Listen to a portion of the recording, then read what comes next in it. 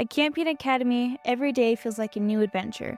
Whether it's diving into science, exploring the arts, or taking on leadership roles, there's always an opportunity to discover my passion and grow in my relationship with God. Plus, the friendships I've made here, they'll last a lifetime. If you're looking for a place to challenge yourself, have fun, and grow spiritually, Campion Academy is a place to be. Schedule a tour and see for yourself. Visit us at campion.net or call 970-667-5592.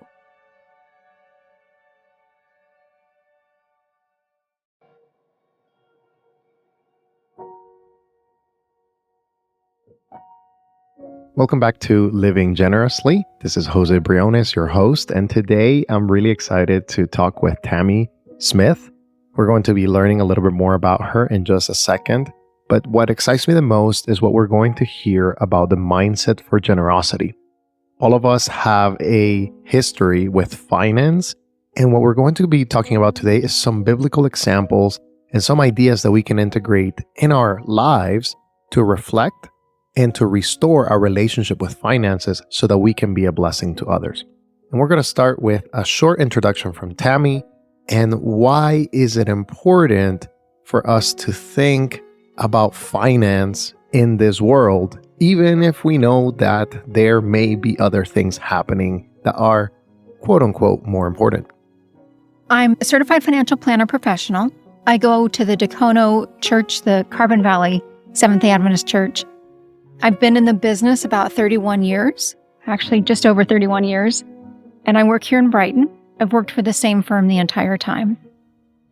The word is actually really interesting. There is never a single reference in the Bible about the virtue or the vice of wealth.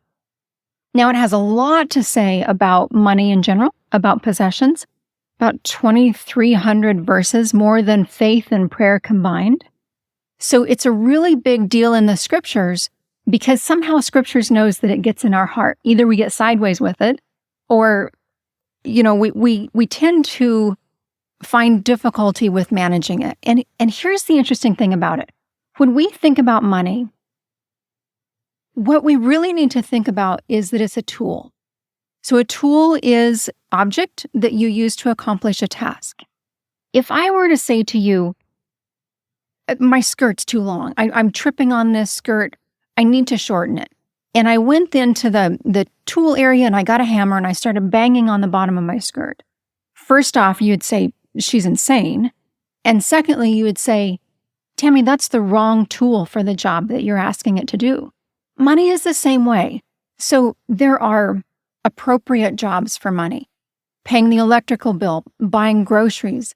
And there are really ineffective jobs for money that you're going to hurt something if you try to use it for that. So that's like buying self-worth, fixing relationships that are broken. Those are ways that money was never the right tool for that. And as people try to use it for that, they harm themselves and they harm others around them. So starting to sort out what money is to me, how am I using this tool appropriately? And scriptures actually guides us in a really detailed fashion about how to use this tool appropriately and where we get off the rails with it. As Tammy said right there, money is present throughout the fabric of scripture. 2,300 verses that are filled with a lot of counsel to not be too obsessed about it, but also to not disregard it at the same time. Many of us sometimes say, well, we're not going to worry about it. We're going to let the Lord take care of it. But there are a lot of good counsels and a lot of good ideas from the scriptures that can help us understand this tool so that it can be a blessing for others. I asked Tammy the following question: why is it that we just hide away from some of these conversations? And how can we start thinking through reflection to be able to have a balance with this important topic? It's such an interesting thing that you bring up because we come to money, actually what we believe about money, we typically believe that by the time we're 6 years old. 6. People say, Well, my mother didn't teach me anything when I was 6 years old about money. Oh, but she did. And the way that happens is it's especially when there's highly emotional sorts of things that go on. And we learn things from seeing others behaving in a particular fashion around money. So we might learn, and they're called money scripts. One of the money scripts that we might have in our head is money is evil, as you mentioned. That's a really common one. Or wealthy people are greedy, another common one. Or money or spending equals love. Here's where we get into really dicey things, particularly with families who are divorced. We see this one come through money equals love in that the parent who can afford to do so often spoils kids, trying to get either loyalty or trying to make up for something that they don't have that the parent feels bad about them not having. So we come with these scripts way down deep in our unconscious mind. Another one, and I will tell you, you'll immediately recognize this. I'm certain you've seen it in the store. So you go to a store, you see a child with a grown-up, and the child says, "Can I have this?" And they pick up an item. And the grown-up says, "I can't afford that." "Oh, please, please, please." "No, I can't afford it." And then when you check out, you see that same child leaving the store, and they have that very thing in their hand. So what that child learned in that instance is, I can have things even if I can't afford them. So these are really deeply held beliefs. And I want to encourage your listeners as we're talking about these things, these stories and scriptures, metacognition is the process of thinking about our thoughts. So I encourage you to think about your thoughts as we read through some of these ideas in scriptures to define, what do I come to this picture with? Where might my beliefs be a little bit off? Ask yourself the questions, what did I learn about money from my mom? What did I learn about money from my dad? How did I feel about my socioeconomic position when I was little? What are my fears about money now? And these come through very strongly in how we behave around money. I don't know about you, but what Tammy said right there was truly impactful. My money beliefs, my money scripts are set in motion from 6 years of age. There are a lot of things that happen during that tender age in my life that I'm trying to reflect. What did I actually learn about money back then? And that's important that we reflect on those things because our parents, our friends, even our neighbors may have taught us things that may not be aligned with the scriptures. We're going to turn now into the topic of how can churches deal with this topic, and also how can we study together to take away some of these money scripts and to replace them with money scripts or money ideas and values that are actually coming from the scriptures. This is a difficult matter for churches because churches are run by humans. And humans have these preconceived notions that aren't necessarily scriptural. I'm sorry to say, but we always need to check everything by the Bible. What we often hear from the pulpit is, you shouldn't have money. We hear the verse, talking about it's impossible for a rich man to enter heaven. It's easier for a camel to go through the eye of a needle than for a rich man to go into heaven. And of course, all of us who are followers of Christ, that should be our biggest and highest goal is heaven. But because humans preach sermons and humans all come with preconceived notions, we can twist the scriptures to whatever our money script is in our head. So when Jesus was talking to the rich young ruler, he saw that man's hang-up was his money. Jesus sees into our hearts and knows where our hang-up is. So for each person, maybe one person is beauty, one person is influence. We all have these weaknesses. We're all broken in different places. So when he said to the rich young ruler, "Give away what you have and follow me," the commentary actually is interesting about that because it says that he was not only talking to the rich young ruler about what his hang-up was, he was also talking to Judas because Judas's hang-up was in the same place. his broken place was in the same place. So as we look at scriptures to find the balance of, let's talk about Abraham. Abraham was incredibly wealthy. He had the flocks, and he had people, and he had gold. In fact, if we look at, if I could just turn over here, Genesis 13:2 says Abraham was very rich in livestock, in silver, and in gold. And he owned a lot of servants. This is after they had come out of Egypt, which is where the gold comes from. Here's Abraham, a very, very wealthy man. And yet, in James, it says that he was a friend of God. So those two things are not mutually exclusive. You just have to figure out the tool, the appropriate use of that tool, and make sure that you're using that appropriately. So in Abraham's case, when they came back from Egypt, it says that the land wasn't able to support both him and Lot, that their herdsmen were fighting and that they needed to do something. So Abraham, the elder statesman, and by cultural rules, he was the one that should have gotten the first choice. He says to Lot, let's not fight. You look all over this land, look at whatever you want to have, you take that. And Lot looks at the best land and says, I'm headed down to the plains. Abraham didn't value his wealth so much that he felt that he needed to protect it. Like he didn't say, oh, no, I'm going to the plains because that's where I can make the most money. That's where my crops will be best. That's where my herds will be healthiest. We see in that example humility. We see nobility. And he says to Lot, you take this. I want to preserve relationship. I think the example of Abraham is a very powerful example that allows us to know that he did not value money more than people. Sometimes we may do that.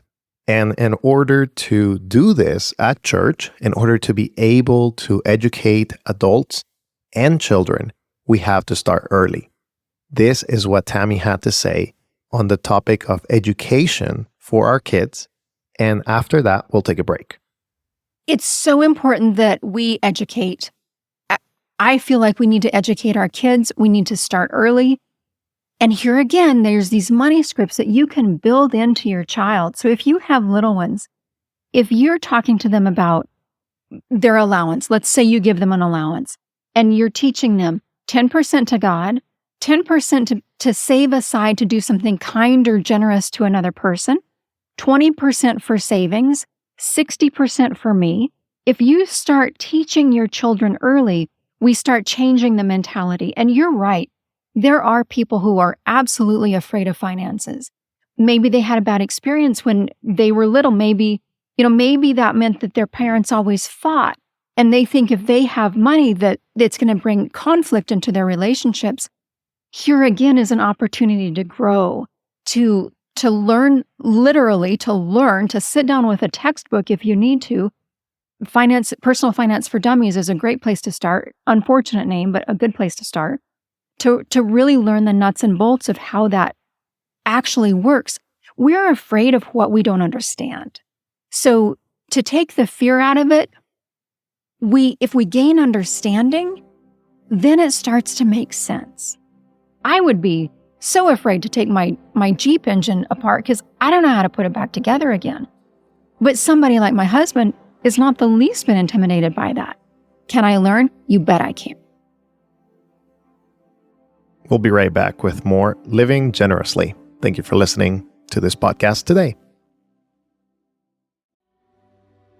In the heart of Zimbabwe, where hope meets opportunity, Cultivating Partnership is transforming lives every day. With over 3 million vulnerable children in Zimbabwe, the need has never been greater. At Cultivating, every child has a chance to thrive. We empower orphaned and vulnerable children with the tools they need for a brighter future.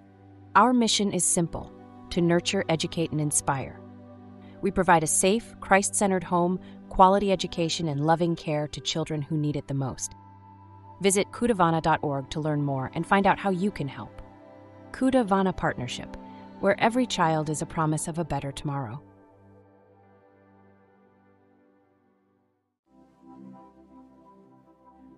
We're back with more Living Generously. And as we tackle the topic of a money mindset today, something that I have heard in churches is, well, it doesn't matter because I'm getting my reward in heaven. It doesn't matter what happens here, how much money I have. I don't have to worry about it because what truly matters is our heavenly reward. And while there may be some truth to that, here's what Tammy had to say about that money mindset and what we can do to start taking into account what Scripture tells us about this mindset. I think it's a hopeful mindset to have, but I think it's flawed. And here's why I think it's flawed. Because if we're following what Scripture says, and if we are opening our hand with generosity, we have an effect on people that we wouldn't have if we didn't have those resources to help them. Let me read a passage from Job. This is kind of amazing. So, of course, we all know the story of Job. It starts out, Job 1, there was a man in the land of Uz whose name was Job, and that man was blameless and upright, and one who feared God and shunned evil. And 7 sons and 3 daughters were born to him. Also his possessions were 7,000 sheep, 3,000 camels, 500 yoke of oxen, 500 female donkeys, and a very large household, so that this man was the greatest of all the people in the East. So here's Job. He's a farmer. He's a rancher. He owned a shipping company. That's what camels are. He owned an import and export business. That's also what the camels are used for. And he was really successful. We know that he was incredibly blessed by God. But let's flip over to Job 29. It starts verse 2. Oh, that I was in the months in the past, as in the days when God watched over me, when his lamp shone upon my head, and when by his light I walked through darkness, just as I was in the days of my prime, when the friendly counsel of God was over my tent. So he's referring back to when he was wealthy and he wasn't sick and everything hadn't been taken away. Skipping down to verse 12, it says, I delivered the poor who cried out, the fatherless and the one who had no helper. The blessing of a perishing man came upon me, and I caused the widow's heart to sing for joy. I put on righteousness, and it clothed me. My justice was like a robe and a turban. I was eyes to the blind, and I was feet to the lame. I was a father to the poor, and I searched out the cause that I did not know. So what we find in this is how Job valued himself. He didn't value himself by his financial resources. He valued himself by his helpfulness. Now, you can't tell me, in a world that is as broken as what we have now, that we don't need boatloads of people with this kind of kindness and this kind of generosity. It's interesting that it says, I searched out the cases of those who needed my help. He wasn't passively sitting by, wondering when somebody was going to come along and say, can you give me a donation?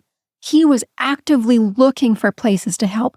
That, I believe, is one of the greatest reasons that we should not think my reward in heaven, which of course it certainly is, but I don't need to worry about what's on earth.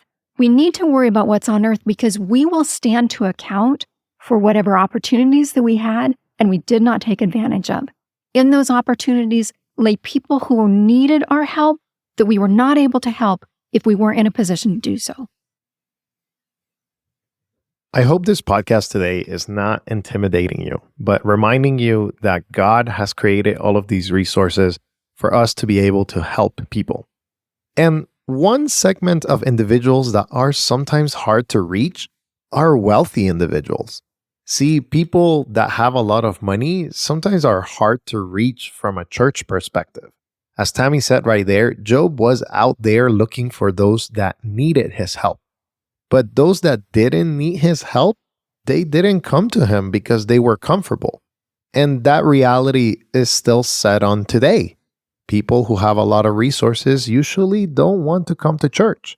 So I asked Tammy, what can we think about when we are sharing the message with those that have more affluence in this world? I would say one of the things that we need to be really aware of is if we sense that somebody comes to our church or expresses interest and we sense that they're wealthy, we should let them learn the gospel. We should let them see how much we love them and we love God, regardless of what they might give to the church, regardless of what benefit they might bring along. wealth is such a difficult matter in the aspect of it can help us, or it can make us feel like we're not needy. If we live our lives in such a kind and generous and joyful way that anybody, no matter what their bank account says, anybody can see Christ in us, that's the attraction. It's not the programs that we put on. It's not what we can benefit them. It's how Christ can benefit them. The example that we lay out either opens a door or closes a door. And what I mean by that is we should be the absolute most dependable employees at work. We should put our best efforts in, regardless of how kind or generous or unkind our boss is. Christians should be the people that folks look to, that if I really want a job done right, this is who I want to have doing the job. If we slack off, if we're on our phone more than we should be, if we take advantage or in any way don't convey the proper message of this is who I'm about, I'm a follower of Christ, and this is what Christ is about, people with money will sniff us out in a second. And they'll say, I really don't need that. I need people who are loving and kind and non-judgmental and show me Jesus, the common grace that God gives us. He lets it rain on the righteous and the wicked. He lets the sun shine on both. The crops grow for both. The goodness that we can provide as a conference should not be guilted. Bad things happen when people guilt. That's using the wrong tool in the wrong way. People get hurt. Bad decisions are made. Let's use that tool in the right way. Let's challenge our previous beliefs. And let's go back to the Bible to see actually what the Bible says and how God's character works. As we continue with this podcast today, we have just a few more areas, but I want to summarize those areas that we have already heard about, which is the important to educate ourselves really early, to educate our churches, to be able to share the good gospel with people before we even talk about money. Because again, money is not more important than relationships. And as we continue down the line with a few extra concepts, I want you to listen attentively and to see that these examples are coming from the Bible. We have Abraham, we have Job, we have the rich young ruler. They all had different relationships with money, and some of them value money more than their Savior. So hopefully we don't do that, and hopefully we catch the generosity that is set in motion by God Himself giving us His Son as a sacrifice for us. We continue with the next portion, which is, when should I give? What if I don't have enough to give? And is there a point in time when I have too much money? It's important to look at the whole picture, beginning with a spending plan. Regardless of where you are on the scale of, I don't make hardly any money and I can barely afford my bills, certainly you need a spending plan. But also, if you are making excessive amounts of money, you still need a spending plan because you need to monitor where this is going. So here's an interesting thing that people think, and I'll take a tangent here really quickly. People might say, I don't even have enough for an emergency fund. Okay, first, monitor your spending, because in most cases, and frankly, in 31 years of looking at people's finances, there is always wiggle room. 100% of the time there's wiggle room. Now, it may be different priorities. Maybe you really feel like you need that subscription service or you need your nails done. We could talk about that, but there's always wiggle room. So first off, look very carefully and honestly at what your finances are doing, what you're doing with your finances. Being honest, not saving back that special thing that I have to have. No, you don't. You don't actually have to have. Yes, you need food. Yes, you need a shelter over you, but that special thing you don't have to have. So being honest. Secondly, thinking about those things that we're thinking about in the back of our mind, some unconsciously actually. Where am I sabotaging myself? After you get a spending plan in place, you get your backup funds. You get the money that is for the certainty of uncertainty. Have that to the back. Here's an interesting example, again, from Abraham's life. Abraham, we already discussed, was incredibly wealthy, but part of his resources he used to set up his own private army. He had 318 men in his own private army. They were trained, they were equipped, and it was those 318 men that he went with them to go get Lot and the people that had been stolen in the city of the plains, along with a couple of his other friends. Had he not had those resources to the backside, he would not have been helpful to Lot. He wouldn't have had anything to help with. So as people think about, where do I start? Where do I build? First off, know where you're spending your money now. Then think about, where do I need to maybe give a little bit? By give, I mean maybe take less than what I was thinking I needed so I can be generous, so I can have an open heart.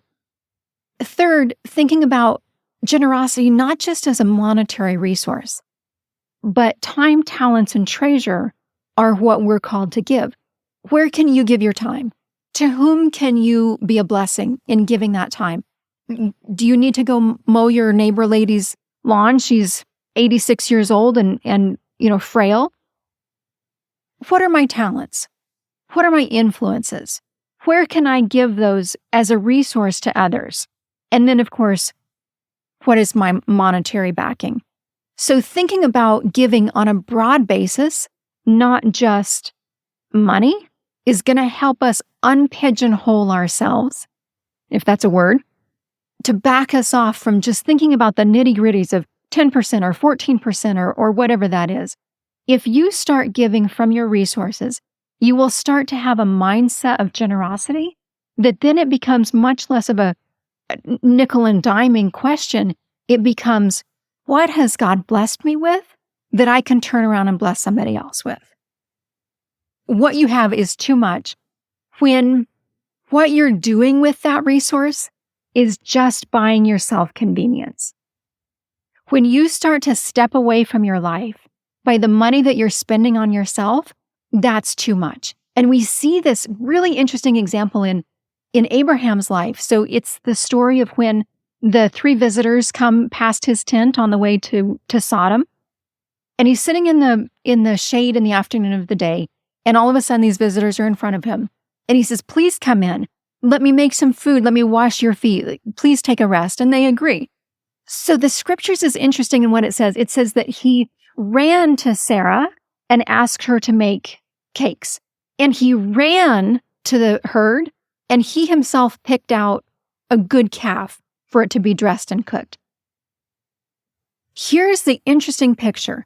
Abraham at this point has probably over 1,000 people in his household, but he's still participating in his life to the extent that he is going and picking the calf. Sarah herself is making the bread for the visitors. We have too much when we divorce ourselves of our life. Be very mindful that you are taking on your excess as ease, because as we take that stance, we draw a line between us and other people. We draw that human connection apart.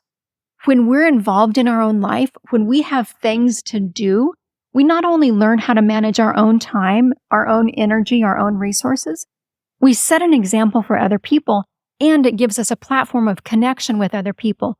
That if we're just simply buying ourselves convenience, if I'm no longer cooking my meals, okay, I'm probably not as healthy because food that's purchased isn't going to be as healthy as what you can make at home.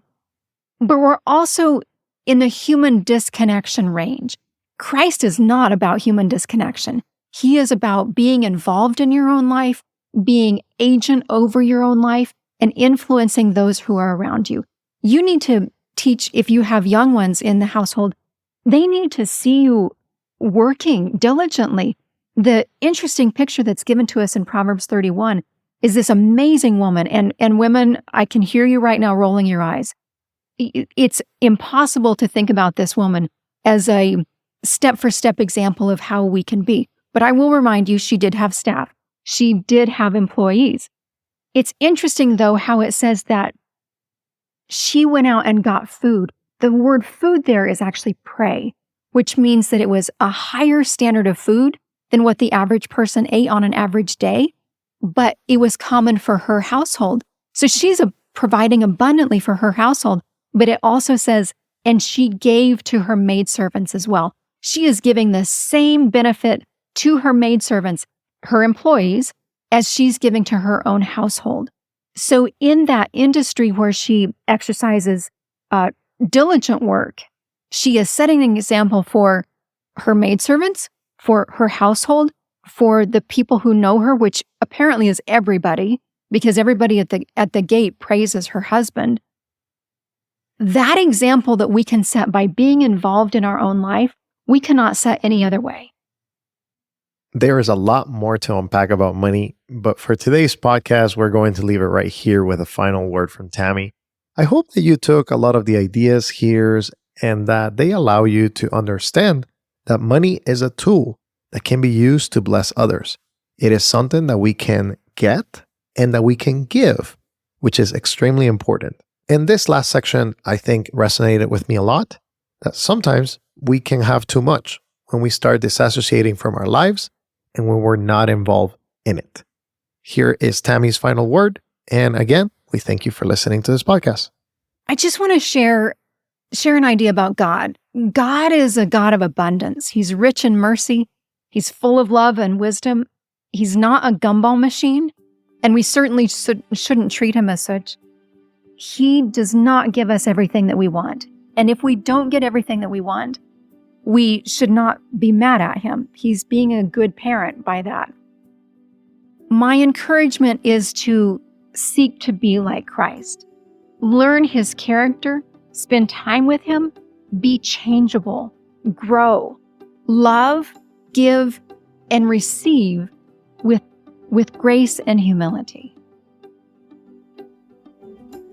Thank you for listening today to Living Generously. If you found this podcast helpful, make sure to share with a friend. I hope that the ideas shared in here give you the motivation to become a more generous person and to give back to your community. We hope you enjoyed it, and we'll see you next time.